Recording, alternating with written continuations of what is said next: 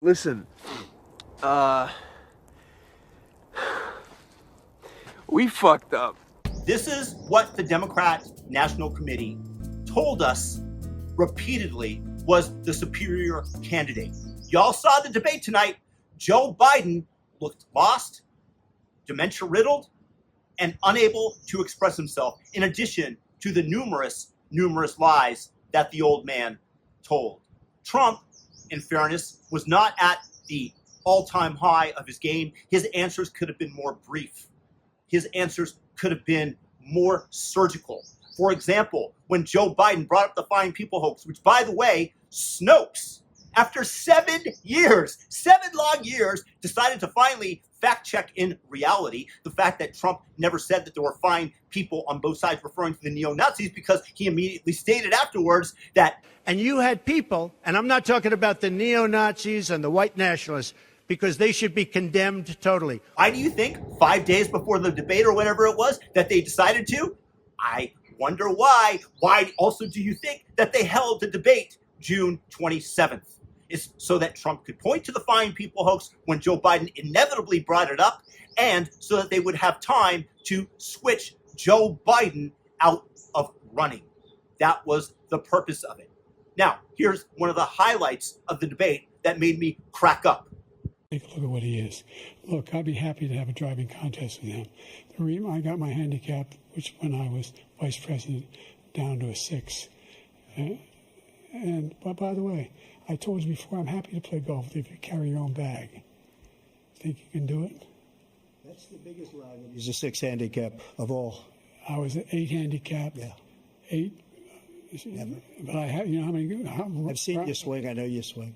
Okay, let's not act like children. President Trump, we're going I'm very glad that Trump got in a zinger into this old dementia-riddled man who is destroying our nation. And one of the things that Trump is completely right about, Joe Biden is doing that. We have never been more at odds as a nation racially during my lifetime. I've never been alive during a time when inflation was this bad. I have never seen people absolutely priced out of the housing market and wondering why there's consternation and why some might join Antifa, believing that there is a lack of hope in their lives. I want the best for every single person out there. And Joe Biden has not provided us, bringing us into world wars. And he continued to lie and lie and lie over and over again, from what he said in Ukraine about replacing the prosecutor, or the Fine People hoax, or the fact that he claims that Trump called people in the military losers for having served. Nobody believed that at the time. Nobody believes it now. All it is propagandistic lies by the media.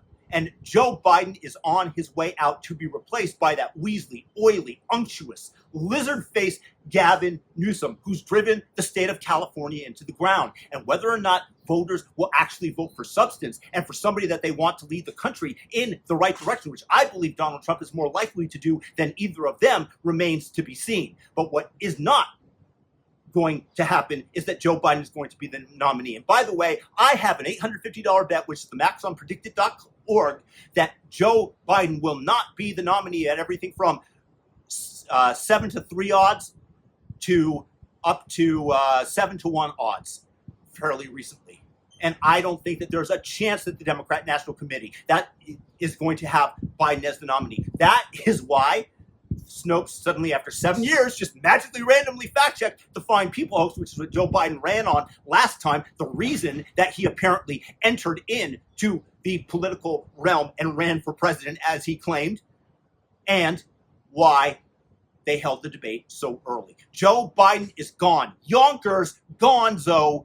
He's going to be replaced, once again, in my opinion, by Gavin Newsom. And I hope that I am wrong. I hope that they keep him on. I hope that I lose my money, because I will not live in a country where these Democrats that have destroyed our nation by opening up the borders, by bringing us to the brink of World War III, by overtaxing us, by having us at odds with each other, with their rhetoric surrounding racial relations, remain in power. I will not live in the United States under another Democratic presidency. So I pray to God that everybody out there realizes what a weasel and liar Gavin Newsom is, and what an ineffective, horrendous job he's done in the state of California, and that you vote the Democrats out.